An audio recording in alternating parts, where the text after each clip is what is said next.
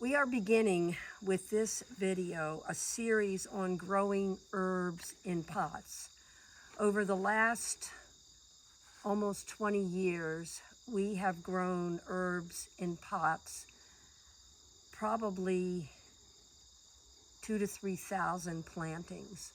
And so we believe we know a little bit about what it takes to grow handsome herbs in pots. Today's herb that we are going to talk about is hyssop, and also its cousin anise hyssop.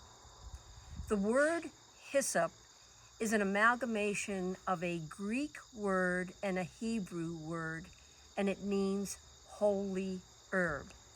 Hyssop has been used for many purposes for thousands and thousands of years. But today, its strongest medicinal application is that when you make a tea from the leaves of the anise hyssop or the hyssop plant, what you will get is a tea that can help sore throats. Now, this plant often gets confused because there are two different hyssops. This plant on my left is anise hyssop. And what that means is that the leaves have a strong anise flavor. This plant on my right is hyssop, and it does not possess the same strength, the same fragrance and taste of anise that its cousin produces. One of the nice things about the hyssop plants, besides the fact that obviously from an ornamental perspective they're lovely, is that they aren't susceptible to many insect pests. So they're really easy to grow. All you need is an 8-inch, this pot's 8 inches in diameter, or a 10-inch, this is 10 inches in diameter, and a deep pot. This is a good 12 to 13 inches deep.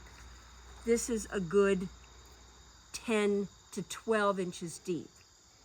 Then you need to fill the pot with our recommended soil recipe, which you can observe if you watch our YouTube video on soil for container growing. And then you plant, and remember, we're a seed company, so we like to sell you seeds. But in the case of these herbs, we recommend that you buy a single herb plant and put it in a pot, either this size or this size. This plant is one plant in this pot. This is one plant in this pot. So all you need is a single plant purchased from your local garden center or nursery, and you can grow an abundance of hyssop or anise hyssop. Hyssop plants are very vigorous. They can be grown outdoors in hardiness zones 4 to hardiness zones 9. They do very well in all of those hardiness zones. If they are in pots, you may want to do some mulching, but not necessarily. What you do with these plants is you put them in their containers outside after the danger of frost is gone, and about every 2 weeks you want to fertilize, and we recommend this fertilizer, Garden Tone by Espoma. Now don't fret if you happen to forget and it goes 3 weeks or even 4 weeks.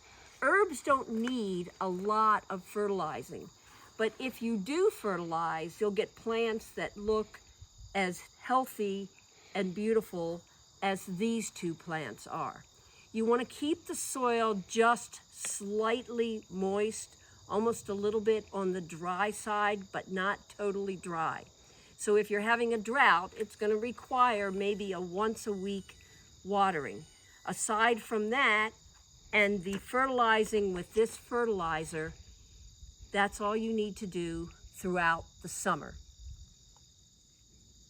Once you've experienced a frost, what I would do is cut the plant all the way back so that there's just sticks looming in your pot in each case. And then if they're outside, let the skies water the plant throughout the entire winter. In the spring, put some of that garden tone on the plants, and then every 2 to 3 weeks, continue to fertilize with garden tone. It may take a little while for them to come out of their dormancy, but they will, and they will flourish. There is no need to repot either of these plants once the new year starts. Hyssop, anise hyssop, and the hyssop plant itself are marvelous ornamentals. They can actually go and be an asset in a flower garden. This particular plant could grow to 3 to 4 feet with a spread of probably 3 feet. So they can get quite large. But perhaps this